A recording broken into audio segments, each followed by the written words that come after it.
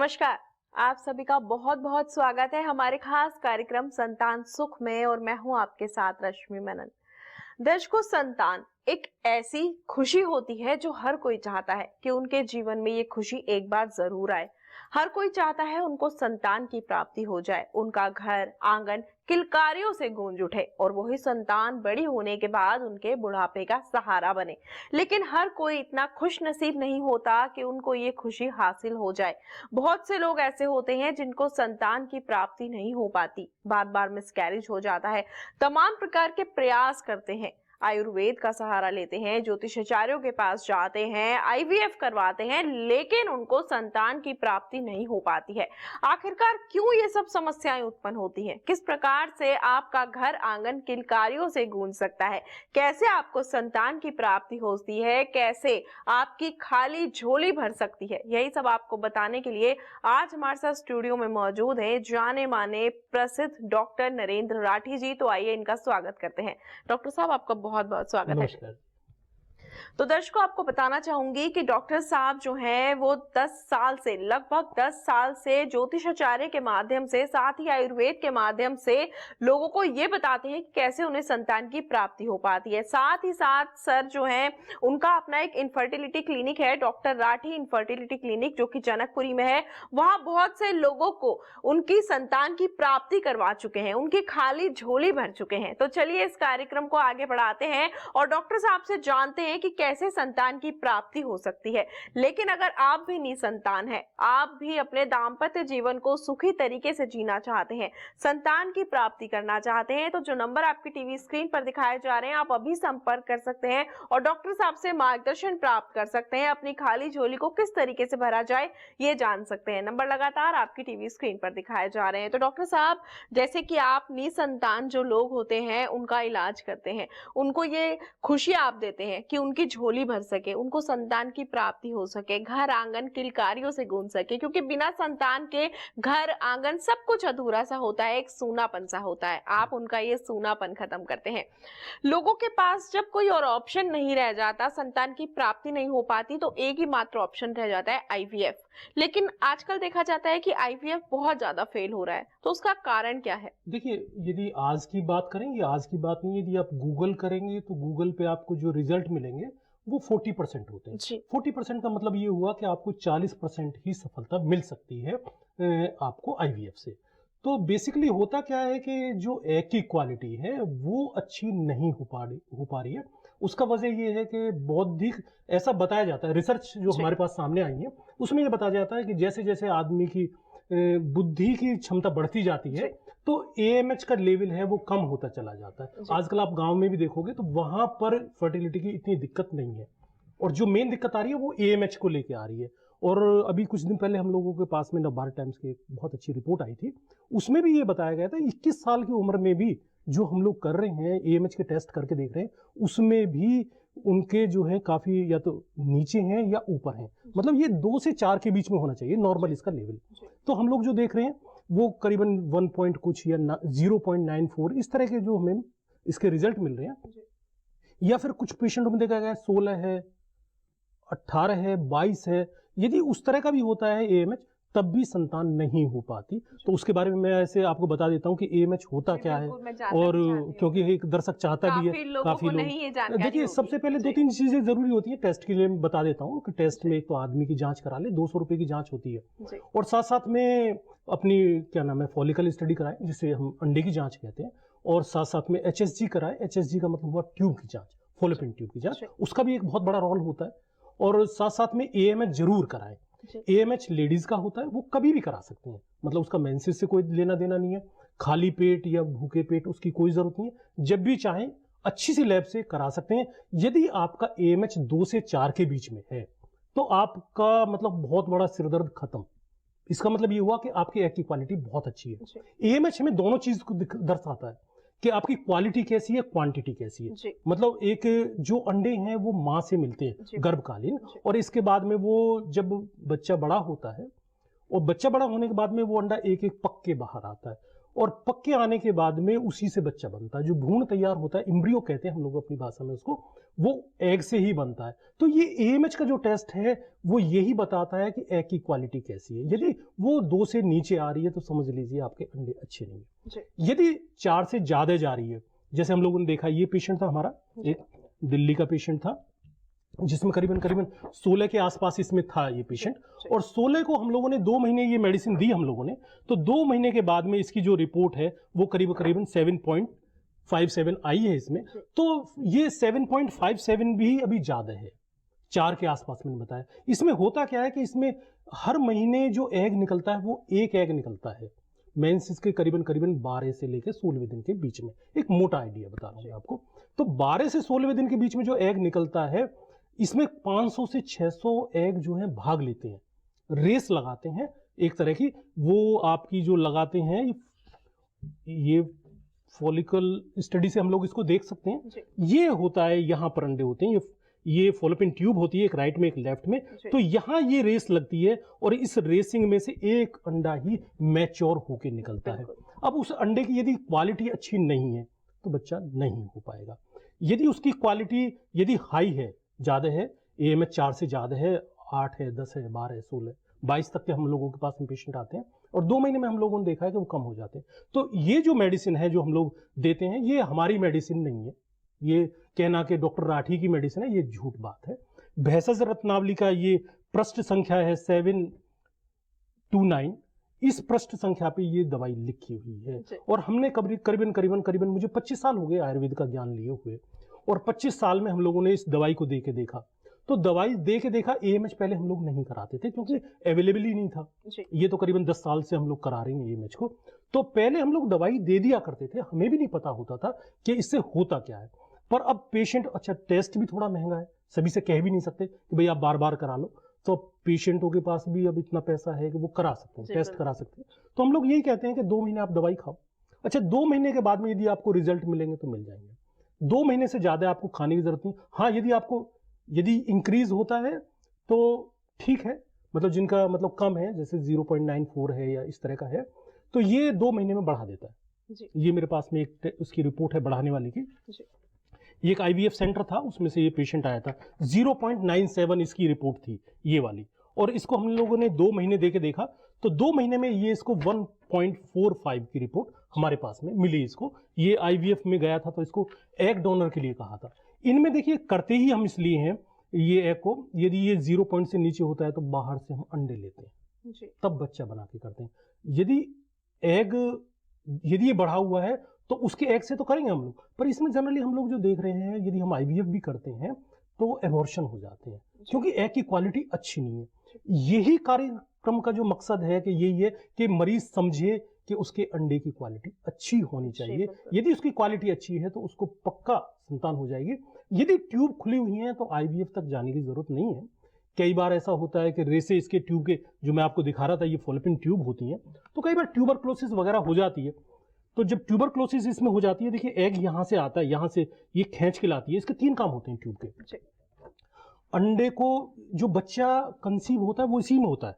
कभी कभी आपने सुना होगा एक्टोपिक प्रेगनेंसी हम लोग बोल देते हैं, एक शब्द बोलते हैं डॉक्टरी भाषा में एक्टोपिक प्रेगनेंसी। उसका मतलब ये होता है कि यहीं पर वो बच्चा रुक गया, तो वो बच्चा नीचे यूट्रस में नहीं आ पाया। यदि यूट्रस में नहीं आ पाया तो यहाँ रुक गया, तो उसको एक्टोपिक कह देते हैं। वो एक्टोपिक भी इसी वजह से होती है कि ये ट्यूब अपनी प्रॉपरली काम नहीं कर रही है।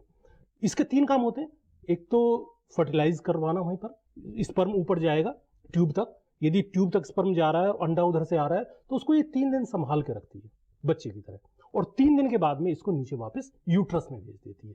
जैसे आम धारणा होती है कि यूट्रस में बच्चा होता है, बच्चा कंसीव होता है ट्यूब में, इसीलिए जो आईवीएफ वालों ने भी नाम रखा है टेस्ट ट्यूब बेबी, तो वो ये ट्यूब वाला काम बाहर कर लेते हैं। तो जो आईवीएफ में होता है, तो आईवीएफ फेल होने की वजह ये 2-3 ही है, या तो इंडोमेट्रियम लेयर का ठीक ना होना, या आपका एएमएच का गड़बड़ होना, या स्पर्म की क्वालिटी का अच्छा नहीं होना। यदि इंडोमेट्रियम लाइनिंग भी गड़बड़ाई हुई है तब भी आईवीएफ फेल हो जाएगा आपका। तो उसमें वैसे पहले सिम्टम हम लोगों को मिलते हैं कि या तो मेंसेस कम आएगा या मेंसेस जरूरत से ज्यादा आएगा। यदि ये सिम्टम है तो जरा अपने डॉक्टर से पूछिए। 2-2.5 लाख रुपए खर्च कर रहे हो, अच्छी तरह से जानकारी कीजिए, 2-3 डॉक्टरों से सलाह लीजिए, एक से बात मत कीजिए। अच्छा, जब आप ये संतुष्ट हो जाए कि हाँ ये डॉक्टर ठीक कह रहा है, तब आप आईवीएफ के लिए बढ़िए। और आईवीएफ से पहले हम लोग जो मेडिसिन देते हैं उससे यदि पेशेंट खा लेता है, 4 महीने का हम लोग कोर्स बताते हैं इसी मेडिसिन का, जो भेषज रत्नावली में है, चरक संहिता में भी है जी। तो चरक संहिता में जो ये दवाई दी हुई है, यदि वो 4 महीने का इसका कोर्स करके आईवीएफ के लिए जाता है तो करीबन हम आईवीएफ जब करते हैं तो 8 से 10 इंजेक्शन हम लोग लगाते हैं और एक इंजेक्शन की कॉस्ट 9,000 कुछ आती है। तो करीबन आपके 2 से 3 इंजेक्शन वहां कम लगते हैं। ये हम लोगों ने प्रैक्टिकल रूप से देखा है। अच्छा, जब 3 इंजेक्शन आपके कम लग रहे हैं तो आपका जो पैसा है वो वैसे ही वहां बच गया यदि इधर खर्च हुआ है, और आपकी जो सफलता है वो काफी अच्छी बढ़ जाती है। अच्छा, ये जो मैं जैसे आपको रिपोर्ट दिखा रहा हूँ हाई एमएच की, लो एमएच की, इसका मतलब ये है कि दवाई तो काम करती है एग पे जी। अच्छा, जब ये कंफर्म है दवाई एग पे काम कर रही है, आपकी एंडोमेट्रियम लाइनिंग पे काम कर रही है, तो स्वाभाविक ये है कि आपकी जो क्षमता है वो हम 40 से बढ़ा के 80-90 तक ले जा सकते हैं कि आपको बच्चा हो सके, यदि आपकी लाइनिंग ठीक वर्क कर रही है। यदि लाइनिंग नहीं कर रही है तब फिर अलग उपाय किया जाता है, और आजकल ऐसा नहीं है कि बच्चा ना हो। ये 101% है। लोग बाग तो 100% ही कहते हैं, पर मैं 101% कहता हूं कि आपको जैविक, आपका बायोलॉजिकल बच्चा, मतलब जो आपका ही हो, ऐसा नहीं कि आपने स्पर्म बाहर से ले लिया, एग बाहर से ले लिया, वो हम लोग काम नहीं करते हैं। आपका अपना बच्चा आपको हो सकता है, 101% हो सकता है, बशर्ते कि आप सही चीजें और सही मार्गदर्शन आपको मिले। जी बिल्कुल। तो अपने दर्शकों को यही कहना चाहूंगी, सही मार्गदर्शन आपको मिलेगा डॉक्टर राठी के द्वारा, और आप जाके डॉक्टर राठी से उनकी क्लिनिक में मिल सकते हैं। डॉक्टर राठी का क्लिनिक जनकपुरी में है। जनकपुरी में आप जाने के बाद, डॉक्टर राठी के क्लिनिक में जाने के बाद, यकीन मानिए आप जब वहां से घर वापस आएंगे तो कुछ ना कुछ खुशियां अपने साथ लेकर आएंगे, अपनी खाली झोली को भरने की उम्मीदें अपने साथ लेकर आएंगे, और किस तरीके से आपकी झोली भरेगी ये आपको डॉक्टर राठी बताएंगे। बहुत से लोग होते हैं ज्योतिषाचार्यों का सहारा ले लेते हैं, आयुर्वेदिक दवाइयां खाते हैं, लेकिन अगर आप डॉक्टर राठी के पास आते हैं तो डॉक्टर राठी आपको ज्योतिषाचार्य के माध्यम से, आयुर्वेद के माध्यम से, और आपको ये बताते हैं कि कैसे आपको संतान की प्राप्ति हो पाती है, किस तरीके से आपकी खाली झोली भर पाती है। नंबर लगातार आपकी टीवी स्क्रीन पर दिखाए जा रहे हैं, संपर्क कर सकते हैं और मार्गदर्शन प्राप्त कर सकते हैं। तो सर, जैसे आपने बताया कि एएमएच जो है कि वो क्या होता है, किस तरीके से काम करता है, बहुत से लोगों के मन में ये सवाल होता है कि एएमएच ज्यादा होना ठीक होता है या कम होना ठीक होता है, या फिर वो नॉर्मल भी हो तो कितना होना चाहिए, किस तरीके से? जैसा मैंने पहले बताया आपको कि एएमएच जो है वो आपको हमारी ओवरी है उसकी उम्र के बारे में बताता है, और उसकी जो नॉर्मल वैल्यू है 2 से 4 के बीच में जी। जैसे आप और भी चीजों की देखते हैं तो एक नॉर्मल वैल्यू हम लोग गिन के चलते हैं, तो 2 से यदि 4 के बीच में है वो बिल्कुल नॉर्मल है जी। यदि उससे कम है, इसका मतलब ये हुआ कि आपकी एग की क्वालिटी अच्छी नहीं है जी। यदि उससे ज्यादा है तो इसका मतलब ये हुआ कि आपके जो एग हैं वो मैच्योर होके नहीं निकल। एग तो है आपके, हम इंजेक्शन लगा के उसको मैच्योर कर सकते हैं, पर उसमें उतनी बढ़िया बात नहीं आती जो नेचुरल आती है। प्राकृतिक जो है, प्रकृति हमें 500 से 600 एग देती है हर महीने कि आप में से जो अच्छा निकले वो जाए। अच्छा, उससे ही अच्छा बच्चा बन सकता है जो चले आगे जी। उसे 80-100 साल जीना है जी। यदि उसमें क्वालिटी नहीं होगी तो वो जिएगा कैसे जी। अच्छा, इसी वजह से यदि एग की क्वालिटी अच्छी नहीं होती तो हम लोगों का जो आईवीएफ है इसी पे है, एएमएच पे। मतलब एग अच्छा होना चाहिए, अंडा आपका अच्छा है, स्पर्म आपका अच्छा है, 2 चीज। तीसरी चीज की एक एंडोमेट्रियम लाइनिंग, यदि लाइनिंग आपकी ठीक बन रही है तो आपके बिल्कुल कंसीव हो जाएगा। पर आप यदि यही सोच रहे हैं कि बस जाऊं मैं 2.5 लाख रुपए दिए, आपने अभी आईवीएफ कराया और आपको हो गया, वो संभव नहीं है। तो पहले अपना आप एएमएच देखें, और साथ साथ में यदि हम इसकी बात करते हैं भेषज रत्नावली की, उसमें बहुत अच्छी अच्छी चीजें दी गई हैं, जिसको हम लोगों ने भी मतलब करीबन मैंने 10 साल उसमें गुजारे हैं अपने। इसमें खुद लिखा हुआ है, मैं आपको पढ़ के सुनाता हूँ, क्योंकि बोलना अलग होता है और पढ़ के सुनाना अलग होता है। ऐसा नहीं है कि मुझे पता नहीं है, पर पेशेंट भी सोचता है कि कम से कम किताबों में क्या लिखा है वो देखें। ये जो बुक है करीबन 4000 साल पुरानी बुक है जो मैं आपको बता रहा हूँ, और इसको समझने में ही हमें 10-10 साल लग जाते हैं। पहले हम लोग कर क्या रहे थे, सिर्फ दवाई उठाई देती, रिजल्ट मिलते थे, नहीं मिलते थे।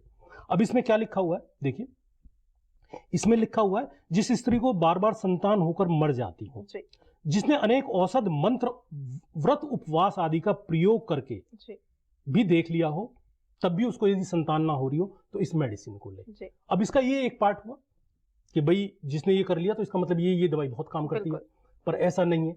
अब इससे पहले क्या कहता है ये जो ग्रंथकार है, उसने ग्रंथकार ने लिखा हुआ है कि जब आप इस दवाई को बनाएं तो शुभ नक्षत्र में बनाएं, शुभ तिथि में बनाएं, शुभ वार में बनाएं, और पहले गणेश जी, शंकर और पार्वती जी का पूजन करें, और इसके बाद में पाक शास्त्र प्रवीण चिकित्सक गायत्री आदि मंत्र का जाप करते हुए मंदाग्नि से इस दवाई को बनाए जी। और इसके बाद में दे। मतलब कहने का मतलब ये दिव्य औषधि है, और दिव्य औषधि का जो वर्णन आता है वो मंत्रों के द्वारा आता है। और देखिए ग्रंथकार कितना तेज था कि उसने गायत्री आदि करके, संतान गोपाल मंत्र का जाप नहीं कहा उसने जी। ये आपकी इच्छा के ऊपर है कि आप करते क्या है जी। पर उसने आदि लिख के अपने आप को बचा लिया कि देश काल पात्र है, पूरा हिंदुस्तान है, हिंदुस्तान से बाहर भी है, तो उसने सिर्फ उसका कहने का मतलब ये है कि आप किस को मानते हो ये आपकी इच्छा है। बिल्कुल। ये ग्रंथकार अपने ऊपर नहीं लेना चाहता जी। वो सिर्फ ये कहता है कि आप जाप कीजिए, और जाप करके इस यहां तक मरीज ही जाप ना करे, चिकित्सक भी जाप करे। जी बिल्कुल, उसने ये कहा है। अच्छा, यदि ये आप इस तरह से करते हैं तो आपको निश्चित 2 महीने में, हम लोगों ने जी देखा है, 2 महीने में निश्चित सफलता मिलती है, नहीं तो पेशेंट परेशान होकर घूमता रहता है। जी बिल्कुल। तो अपने दर्शकों को यही कहना चाहूंगी, जैसे कि अभी डॉक्टर साहब ने बताया है कि आप किस तरीके से संतान की प्राप्ति कर सकते हैं। आप में से बहुत से ऐसे लोग होंगे जो भगवान के दर पर जा जाकर थक चुके होंगे, तमाम प्रकार की पूजा पाठ करवा चुके होंगे, बहुत सारी दवाइयों का सेवन कर चुके होंगे और सालों से अपना इलाज करवा रहे होंगे, लेकिन फिर भी संतान की प्राप्ति नहीं हो पा रही है। तो उसके पीछे एक यही कारण है, जैसे कि अभी डॉक्टर साहब ने बताया कि हर चीज को करने का एक सही समय होता है, कोई शुभ मुहूर्त होता है, और साथ ही मंत्रोच्चार के माध्यम से इन दवाइयों को तैयार किया जाता है, और उसके बाद उसका सेवन करने से आपकी खाली झोली अवश्य भर जाती है, भगवान का आशीर्वाद भी आपको प्राप्त हो जाता है। तो यदि आप भी निसंतान हैं, मार्गदर्शन प्राप्त करना चाहते हैं, संतान की प्राप्ति करना चाहते हैं, बार बार मिसकैरेज हो जाता है, समझ नहीं पाते हैं कि मिसकैरेज क्यों हो रहा है, बहुत सारी दवाइयों का सेवन कर करके थक चुके हैं, तो जरूर संपर्क करें। नंबर लगातार आपकी टीवी स्क्रीन पर दिखाए जा रहे हैं। तो डॉक्टर साहब, जैसे आपने अभी बताया कि मंत्रोच्चार के माध्यम से दवाइयों को तैयार किया जाता है, उनका सेवन किया जाता है, आप तो आयुर्वेद के माध्यम से भी लोगों का इलाज करते हैं और ज्योतिषाचार्य के माध्यम से ही, मतलब ग्रह भी एक अहम भूमिका निभाते हैं लोगों की जिंदगी में। लेकिन यदि किसी को बार बार मिसकैरेज हो रहा हो और दवाइयों का सेवन करने के बाद भी उनको संतान की प्राप्ति नहीं हो पा रही हो, तो आप किस तरीके से उनका इलाज करते हैं, कौन से ग्रह को उसके लिए कारक मान सकते हैं? देखिए, जो ग्रह आते हैं वो तो 9 ग्रह का ही वर्णन जी। है, और ये ज्योतिष का मतलब क्षेत्र है। जी। मुझे उसमें बहुत ज्यादा हस्तक्षेप नहीं करते हुए, मतलब जो मुख्य बातें हैं जी। मैं उन्हीं पे रहूंगा। जी। ज्योतिष में देखिए जो आता है वर्ण, जैसे मंगल जी। दोष माना जाता है, जी, या इस जी, तरह जी। की बातें मानी जाती हैं। जी। बृहस्पति का अच्छा ना होना, पंचम भाव का जी ठीक ना बिल्कुल, होना। सारे ग्रह हाँ, अपने सारे तरीके से। तरीके लेकिन से। डॉक्टर साहब, आपने अभी एक बात कही थी कि स्पर्म भी एक अपने में अहम रोल निभाता है, तो देखिए- स्पर्म काउंट कितना होना चाहिए, किस तरीके से उसका ध्यान रखा जाए? देखिए, स्पर्म काउंट के लिए बड़ी भ्रांतियां हैं। जी। मतलब पहले हम लोग 65 मिलियंस कह रहे थे, जी। फिर 50 मिलियंस कह रहे थे, फिर जी। 35 मिलियंस कह रहे थे, और अब जो WHO कहता है जी। वो, मतलब हमारा सबका जो वहां से आती हैं बातें, जी। वो WHO से आती हैं। अब WHO ने ये कह दिया 15 मिलियंस भी हो तब भी बच्चा हो जाता है। जी। और उसके बाद में कुछ जो हमारे अच्छे जो चिकित्सक हैं, काफी सीनियर चिकित्सक हैं, हम लोग उनसे भी मिलते रहते हैं, तो उन्होंने भी ये कहा है कि कोई जरूरी नहीं होता कि आपको 15 मिलियन हो, या 10 मिलियंस में भी बच्चे को होता हुआ देखा गया है कि हो जाता है नेचुरली, और यदि उससे भी कम है तब भी हो जाता है बच्चा। जी।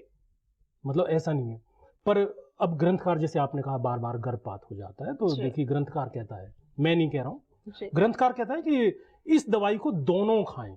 इसका मतलब ये है, कुछ गुणसूत्र पुरुष से आते हैं, जी। कुछ गुणसूत्र स्त्री से जी। आते हैं, तो यदि ये दोनों दवाई खाते हैं तो गुणसूत्र बिल्कुल मैच करते हैं, और मैच करने के बाद में हैबिचुअल अबॉर्शन जैसी बातें वो खत्म हो जाती हैं दवाई से। जी। अभी मैंने पढ़ के बताया था आपको कि ये जिसने मंत्र, उपवास और ये सब कुछ कर लिया तब भी उसका काम नहीं हो जी। रहा, पर यदि इसके साथ में मंत्रों का जाप मंत्रों का करके जाप किया। जी। ये हमें कम से कम 10 साल में समझ में आई, 10वीं की बात, जी। कि जी। अच्छा ऐसा है। और जो स्पर्म काउंट कम है या बिल्कुल नील है, इसको वैसे हम लोग 2 डिवीजन में देखते हैं। जी। स्पर्म काउंट कम होना अलग बात होती है, जी। और स्पर्म काउंट नील होना अलग बात होती है। नील वालों के लिए एक ही ट्रीटमेंट है, पूरे विश्व की बात करूंगा मैं जी। आपको। वो कुछ नहीं करते हम लोग नील वाले को, ये टेस्टिस होते हैं, तो इसमें से डायरेक्ट हम लोग निकाल लेते हैं, और इतने स्पर्म हमें मिल जाते हैं कि हम उसका जैविक बच्चा दे सकते हैं बिना किसी उसके। हाँ, स्पर्म काउंट कम है, कितने कम है? 5 मिलियन से 10 मिलियन से 10 पे भी 5 पे भी हमने नेचुरल प्रेगनेंसी होती हुई देखी है, उसमें कुछ ज्यादा परेशान होने की जरूरत नहीं है। पर ये जरूर देख लीजिए, जो ये ग्रंथकार कह रहा है इस बात को समझ लीजिए। ठीक है, ये बात तो हमने समझी, जैसे कि आपने बताया कि इस दवाई का सेवन किया जाना चाहिए, सही समय पर बननी चाहिए, मंत्रोच्चार के साथ बननी चाहिए, और साथ ही साथ जो है पूजा पाठ जिनको संतान की प्राप्ति करनी है उनके साथ साथ चिकित्सक को भी करनी चाहिए, जैसे कि आप करते भी हैं। एक बात और मेरे मन में है, काफी सारे लोग हैं लाखों रुपया खर्च कर देते हैं, जैसे कि अगर संतान की प्राप्ति के लिए पैसा कोई नहीं देखता, सोचते हैं बस पैसा चला जाए लेकिन खुशियां हासिल हो जाए। लेकिन आईवीएफ करवाने के बाद भी 2 से 3 से 4 बार तक या 5 बार तक बार आईवीएफ फेल होना, इसका क्या कारण हो सकता है? हम लोग एम्ब्रियो बना के ही तो रख सकते हैं जी। देखिए, एक तो होती है चिकित्सा करना जी। और देखिए आयुर्वेद में भी, जैसे आप पहले भी पूछ रही थी, मैं थोड़ा सा टॉपिक को थोड़ा भटका रहा हूँ जी। वो भटकाने की वजह ये होती है कि आपको पता होनी चाहिए आप मेडिसिन क्या लें। शिवलिंग के बीज खाते हैं, शतावर का प्रयोग करते हैं, पर ये दवाई दी हुई है, आप ले सकते हैं, ऐसा नहीं है कि भाई ना लें आप इनको। पर जो मेन दवाइयां हैं वो, जैसे पहला चूर्ण का आता है, फिर इसके बाद में आसवरिष्ठ का भी आता है, अवले का आता है, पर जो मेन दवाइयां वो यही दवाइयां हैं, इन्हीं का उपयोग करना चाहिए। चरक संहिता में महाशतावरी घृत है, भैंसज रत्नावली में कुमार कल्पद्रुम घृत है, तो ये यही दवाइयां बताई गई हैं, न कि वो चूर्ण वगैरह से। मतलब मैंने वहां आयुर्वेदिक दवाई ले ली, पेशेंट बोलता है। तो अब आयुर्वेदिक की कौन सी दवाई ली कि जी मैंने अशोकारिष्ट पी लिया, मैंने 10 मूलारिष्ट पी लिया, वो काम करता है, पर जो ये दवाइयां हैं यही बेसिक दवाइयां हैं। मतलब हम लोग इधर उधर भटक रहे थे, दवाई ये हैं जो काम करती हैं। कैसे काम करती हैं वो मैंने आपको बता दिया। और आपका क्वेश्चन था कि भाई कई बार आईवीएफ फेल हो गया तो क्यों हो। आईवीएफ फेल होने का मतलब ये होता है कि लाइनिंग आपकी नहीं चिपक रही है। लाइनिंग जो है ये सारी ब्रेन से रिलेटेड है, और ये जो मंत्र विज्ञान है ये ब्रेन पे काम करता है। जी। अच्छा, जब तक आपका ब्रेन से अच्छी तरीके से जब तक सिग्नल नहीं मिलेंगे, आपको संतान नहीं हो पाती। हम लोग पेशेंट को देखते हैं, जब वो आता है तो घबराहट सी में आता है जी। यहां तक कि महर्षि वशिष्ठ से भी दशरथ जी पूछते हैं, मतलब उस टाइम पर जब वो पूछते हैं, वो वर्णन लिखा हुआ है बुक्स में, जब मैं पढ़ रहा था, तो वो मतलब भयभीत से थे कि भाई 3 शादियां कर ली, अब क्या करूं। वही 3 क्वेश्चन कि 3 आईवीएफ करा लिया, अब क्या करूं जी। तो ये एक भयभीतपन सा होता है। तो उसका जो वर्णन दशरथ जी को दिया गया महर्षि वशिष्ठ ने, वही हमें यहाँ प्राप्त होता है कि आप थोड़ा सा जाप कीजिए। और जो पराशर की आप जैसे थोड़ी देर पहले बात कर रहे थे, और पराशर का मेरे पास में एक कटिंग भी है, आज मैं लेके भी आया हूँ।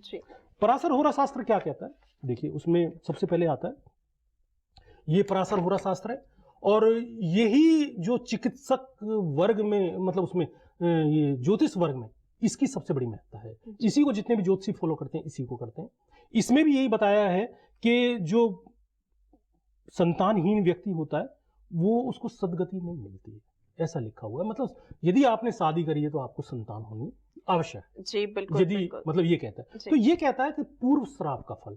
अब मैं श्राप को किस तरह से देखता हूं, मैं श्राप को इस तरह से देखता हूं, जो पेशेंट मेरे पास में आता है वो नेगेटिव सोचता है जी। बिल्कुल। यदि हम उसको बताएंगे कि तुम्हें कुछ नहीं होगा, वो फिर भी सोचेगा कि पहले बच्चे मेरे साथ ऐसा हो गया, या पहली बार मुझे ऐसा हो गया, मुझे स्वप्न ऐसे आ रहे हैं।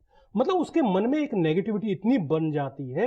अब जैसे हम लोग कभी कभी कहते हैं कि आप किसी ऑफिस में गए और आपको इंटरव्यू देना जी, तो उस टाइम में घबराहट सी होती है। तो कुछ आदमी को तो हम लोग देखते हैं कि बार बार लूज मोशन लग जाते हैं जी, जी। कोई उसको लूज मोशन की शिकायत नहीं है, तो वो ब्रेन से रिलेटेड है जी। तो ये श्राप भी ब्रेन से रिलेटेड है कि उसमें नेगेटिविटी इतनी बन जाती है, और जब हम मंत्र विज्ञान कराते हैं तो उसमें से नेगेटिविटी खत्म हो जाती है, तो दवाइयां काम करती हैं। और जब ये दवाइयां काम करती हैं, कुछ दवाइयों का असर होता है, कुछ मंत्र विज्ञान का असर होता है, और जब हम आईवीएफ के लिए जाते हैं तो रश्मि जी मुश्किल से 90% हम लोगों को सफलता मिल जाती है, 10% नहीं मिल पाती है, ये सच्चाई है। तो वहां हम लोग दूसरे यूट्रस की जरूरत होती है कई बार, तो हम उसका सहारा लेते हैं और बिल्कुल 101% संतान करके देते हैं। तो किसी को बिल्कुल भी मायूस होने, कुछ लोगों में मैंने देखा है आत्महत्या तक कर लेते हैं। मैं अखबार में पढ़ रहा था कि इतने डिप्रेशन में आ गए कि, मतलब डिप्रेशन में आदमी आता ही तब है कि जब उसको ये लगे कि मैं रास्ते पे निकल ही नहीं सकता। जी बिल्कुल, और भी आपसे इसके बारे में जानकारी लेंगे। माफी चाहूंगी आपको रोकने के लिए, कॉलर जुड़ गए हमारे साथ। हेलो जी जी, स्वागत है आपका संतान सुख में, नाम बताएं।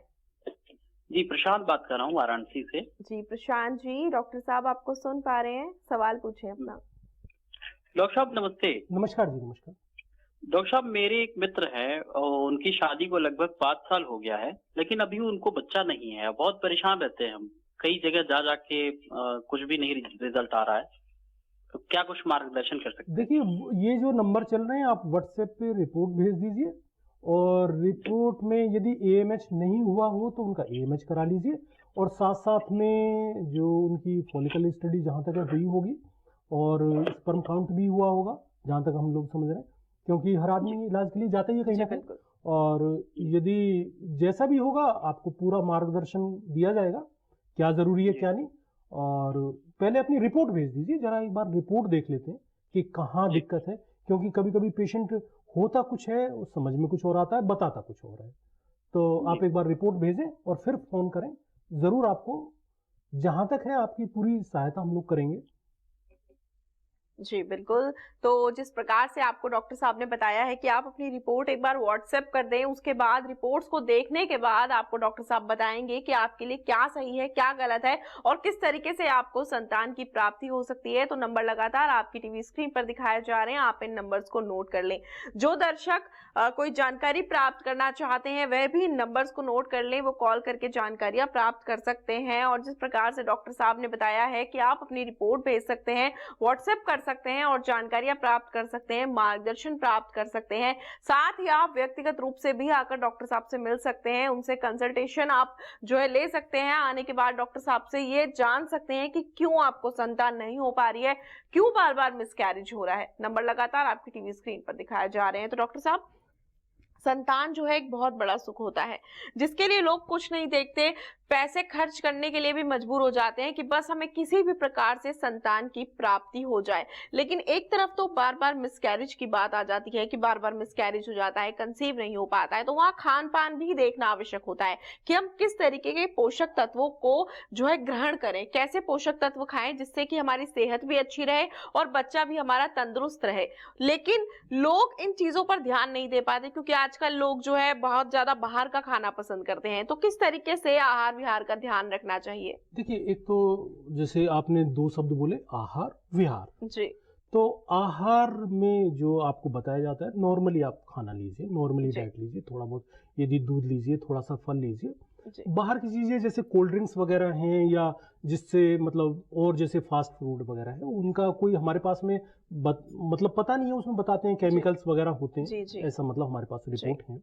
तो वो वाकई सेहत के लिए वैसे भी खराब होता है, तो कुछ दिनों के लिए वो त्याग दीजिए। जी हाँ, बिल्कुल। हाँ। माफी चाहूंगी आपको रोकने के लिए, समय का अभाव है, लेकिन एक कॉलर जुड़ गए हैं, चलिए इनसे बात कर लेते हैं। हेलो, सुन पा रहे हैं आप मुझे? लगता है हमारा संपर्क टूट चुका है। जी बिल्कुल, किस तरीके का खान पान रखना चाहिए? एक तो जैसे आपने 2 शब्द का किया, आहार और विहार। तो विहार का मतलब ये हुआ कि एक तो आप अपनी स्टाइल, लाइफ स्टाइल को ठीक रखिए। कहने का मतलब ये, टाइम से आप सोइए, टाइम से आप जगिए, थोड़ा बहुत घूमिए, मन प्रसन्न रखिए। जी। यदि आपका मन प्रसन्न है तो मन प्रसन्न तभी होता है जब मन के अनुकूल काम हो। यदि मन के अनुकूल काम नहीं होगा तो मन प्रसन्न बिल्कुल नहीं होगा। बिल्कुल। और लोग बागों को जो है, किसी को भी अपशब्द ना बोले आप, तो जिससे कि जो आप बोलोगे वही वापस आता है। तो एक तो अपना दिनचर्या ठीक रखें, साथ साथ में ऋतुचर्या भी होती है, जैसे ठंड पड़ रही है तो कपड़े ठीक ठाक पहने। तो दिनचर्या, ऋतुचर्या और हमारे पास में वही आहार विहार का होता है। तो बाहर की चीजें छोड़ दीजिए, और ज्यादा बहुत कुछ करने की जरूरत नहीं। और जो आप कह रहे थे हैबिचुअल अबॉर्शन वाला केस, उसमें तो मुझे लगता है कि वो केस हम लोग मान के नहीं चलते। कोई बहुत ज्यादा दिक्कत नहीं होती है उसमें, तो उसमें सफलता बहुत 2 महीने में ही मिल जाती है। जी बिल्कुल डॉक्टर साहब, आप बहुत अच्छी बात है कि आप सफलता के साथ, मतलब अगर लोग अपनी खाली झोली लेकर आते हैं, उनकी झोली भर देते हैं, उनका मार्गदर्शन कर देते हैं। फिलहाल समय का अभाव है, हमें यहाँ रुकना पड़ेगा, लेकिन आप आए, इतनी महत्वपूर्ण जानकारियां दी, हमारे दर्शकों को एक उम्मीद उनके अंदर जगाई, उसके लिए आपका बहुत बहुत धन्यवाद। तो दर्शकों, यदि आप भी निसंतान हैं, संतान की प्राप्ति करना चाहते हैं, क्योंकि बिना संतान के तो दाम्पत्य सुख भी नहीं होता, जीवन बर्बाद सा हो जाता है। दिन भर टेंशन में लोग रहते हैं, कैसे संतान की प्राप्ति हो, कैसे घर में किलकारियां गूंजे, तमाम जगह जाकर भी निराशा ही हाथ लगती है। अगर आपके साथ भी ऐसा हुआ है तो आप इन नंबर्स को नोट कर लें और एक बार जरूर डॉक्टर साहब से आकर मिलें और अपनी खाली झोली कैसे भर सकते हैं ये जानकारी प्राप्त करें। फिलहाल समय का अभाव है, हमें यहाँ रुकना पड़ेगा। अन्य जानकारियों के लिए आप कार्यक्रम के बाद भी संपर्क कर सकते हैं। फिलहाल आपसे लेनी होगी आज्ञा, आपसे होगी फिर से मुलाकात अगले एपिसोड में। तब तक के लिए नमस्कार।